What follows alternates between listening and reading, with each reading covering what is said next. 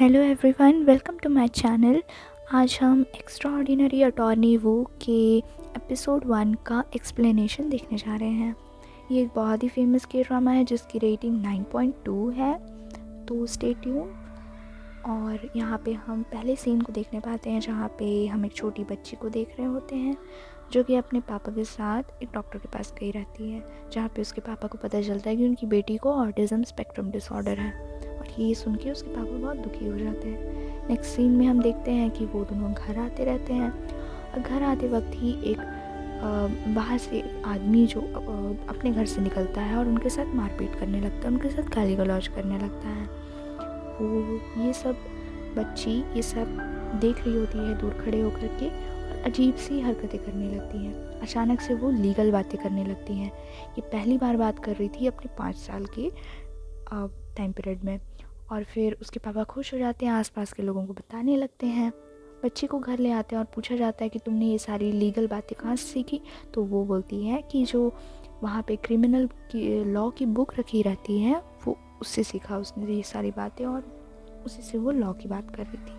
Next scene में जो बूढ़े आदमी की वाइफ रहती है वो आती हैं और उनको बच्चे के पापा बताते हैं कि अब वो बोलने लगी है।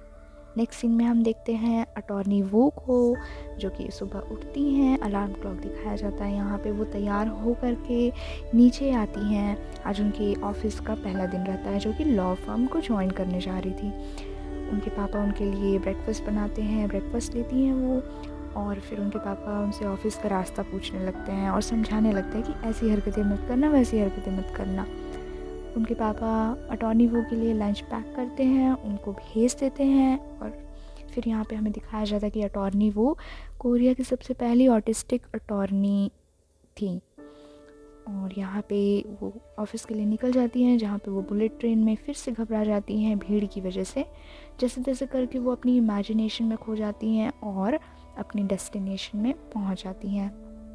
यहाँ पे हम आगे देखने पाते हैं अटॉर्नी वू के लॉ फर्म की बिल्डिंग जहाँ उनको ज्वाइनिंग करनी थी। यहाँ पे हम बिल्डिंग के सामने एक रिवॉल्विंग डोर देखने पाते हैं जो कि अटॉर्नी वू के लिए एक बहुत बड़ी ऑब्स्टिकल होती है। बार बार कोशिशें करने के बाद भी वो अंदर नहीं जा पाती और फाइनली उनको कोई हेल्प करता है। अंदर जाके जब वो देखती हैं तो हमें देखने को मिलता है हमारा मेल लीड, और वो भी साथ में वहीं जा रहे होते हैं जहाँ अटॉर्नी वू को जाना होता है। दोनों साथ में जाते हैं। ऑफिस काफ़ी बड़ा होता है और जो मेल लीड है हमारा वो अटॉर्नी वू को उनकी जगह पे पहुंचा देता है। अटॉर्नी वू नॉक करती हैं और अंदर चली जाती हैं। अंदर हम डिपार्टमेंट के हेड को देखने पाते हैं, साथ में 2 लॉयर रहते हैं। जो वहाँ पे फीमेल लॉयर रहती हैं वो अटॉर्नी वू को पहले से जानती हैं। जो डिपार्टमेंट के हेड रहते हैं वो चेक करते हैं रेज्यूमे और सीईओ के पास चले जाते हैं। वहाँ पे कहते हैं कि मैं इनके साथ काम नहीं कर सकता, यानी कि अटॉर्नी वू के साथ काम नहीं कर सकता, और उनके पास एक कंडीशन रख देते हैं। उनको अटॉर्नी वू को एक केस थमा दिया जाता है और केस में एक फ़ोटो रहती है, उसके बारे में पूरी स्टोरी बताई जाती है। यहाँ पे एक ओल्ड कपल रहते हैं जो कि उनके जो हस्बैंड रहते हैं वो बहुत ही शक्की मिजाज के रहते हैं, शक करने वाले रहते हैं। जो झगड़े की वजह से उनकी वाइफ उनके ऊपर गलती से उस आयरन से मार देती है और फिर बाद में एम्बुलेंस बुलाती हैं। इस केस के बारे में वो अटॉर्नी वो देख ही रही होती हैं। बाद में जो ओल्ड लेडी होती हैं उनसे वो मिलती हैं, इंट्रोडक्शन कराया जाता है अटॉर्नी वो का उनसे। और फिर वो बाद में पहचानती हैं कि ये तो वही लड़की है जिसके पापा के साथ उनके हस्बैंड ने मारपीट की थी जब वो छोटी थी। स्टेटमेंट लेने के बाद अटॉर्नी वो आती हैं डिपार्टमेंट हेड के पास और सारी चीज़ें सबमिट करने के बाद हम देखते हैं कि मेल लीड असिस्ट कर रहे होते हैं अटॉर्नी वो को हॉस्पिटल के लिए सारे स्टेटमेंट और कलेक्ट करने के लिए। वो लोग जाते रहते हैं। अगेन रिवॉल्विंग डोर आता है, पर इस बार हमारे मेल लीड ने अटॉर्नी वो को एक ट्रिक समझा दी थी यहाँ से निकलने के लिए, और वो दोनों वहाँ से निकल जाते हैं, एक ब्यूटीफुल मोमेंट शेयर करते हैं और फिर वो दोनों हॉस्पिटल के लिए रवाना हो जाते हैं। यहाँ पे हम नेक्स्ट सीन में देखने पाते हैं हॉस्पिटल को, और जो भी रिपोर्ट्स रहती हैं उनके बारे में जांच पड़ताल की जाती है, पूछताछ की जाती है। और फिर यहाँ पे हम हॉस्पिटल में एडमिटेड पेशेंट को भी देखने पाते हैं, वो बूढ़े व्यक्ति को। और यहाँ पे फिर से वो हंगामा करने लगते हैं और ये सब देख के अटॉर्नी वो दोबारा घबरा जाती हैं। मेल लीड उनको बाहर लेकर जाते हैं। हम यहाँ पे तीनों को बैठा हुआ देखते हैं, जो ओल्ड लेडी हैं, मेल लीड और अटॉर्नी वो को। कुछ क्वेश्चनिंग करने के बाद वो लोग वापस आ जाते हैं। वापस आने के बाद वो लोग अपनी जो भी स्टेटमेंट्स उन्होंने कलेक्ट की, वहाँ से एविडेंसेस कलेक्ट की, उसको सबमिट कर देते हैं। शाम का समय होता रहता है और सब लोग घर जाते रहते हैं। यहाँ पे उनकी जो फर्म में फ्रेंड थी, लॉ फर्म में फ्रेंड थी, वो उनको हेल्प करती है रिवॉल्विंग डोर में और उनको बुद्धू कहकर चले जाती हैं। इस बात पे अटॉर्नी वो बहुत दुखी हो जाती है। नेक्स्ट सीन में हम रेस्टोरेंट देखते हैं। एक लड़की को देखते हैं जो कि साफ़ सफाई कर रही होती है क्लोजिंग टाइम में।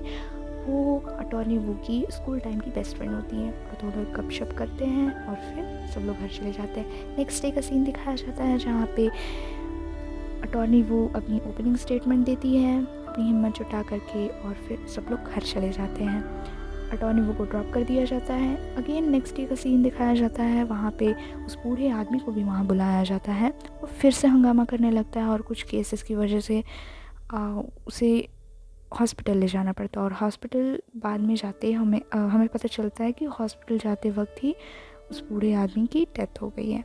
सीन बहुत कॉम्प्लिकेटेड हो जाता है और फिर हम फ्यूनरल पे उस बूढ़े आदमी के फ्यूनरल को देखने पाते हैं। और यहाँ पे अटॉर्नी वो बहुत दुखी होती हैं उस बूढ़ी लेडी को देख करके और उनसे मिल करके उनसे सॉरी कहती है और अच्छे से काम करने लगती है उनके केस पे। यहाँ पे हम ऑफिस का सीन देखने पाते हैं। यहाँ पे मेल लीड भी उनके साथ रहते हैं अटॉर्नी वो के साथ। ये दोनों बातें कर रहे होते हैं और इन्हें एक आइडिया मिल जाता है, एक क्लू मिल जाता है केस को सॉल्व करने का। नेक्स्ट डे में हम सीन देखने पाते हैं कि वही डॉक्टर को बुलाया गया था जिन्होंने उस बूढ़े आदमी का ट्रीटमेंट किया था और फाइनली वो लोग केस जीत जाते हैं। यहाँ पे हम देखने पाते हैं ऑफिस का सीन और मेल लीड जो है हमारा कॉन्ग्रेचुलेट करने आया रहता है अटॉर्नी वो को। साथ में ओल्ड लेडी भी आई रहती हैं बाद में और वो गले लगकर उनको बहुत थैंक यू कहती हैं, इमोशनल हो जाती हैं। और फिर हम पहुंचते हैं लास्ट सीन में जहाँ पे एक लेडी अम्ब्रेला लेकर के एक रेस्टोरेंट की तरफ जाती रहती है। वो सेम रेस्टोरेंट होता है जो कि अटॉर्नी वो के पावर चलाते हैं। और फाइनली वो दोनों जो मिलते हैं वो लोग लॉ फर्म की हेड के साथ मिलते हैं। Thank you for watching.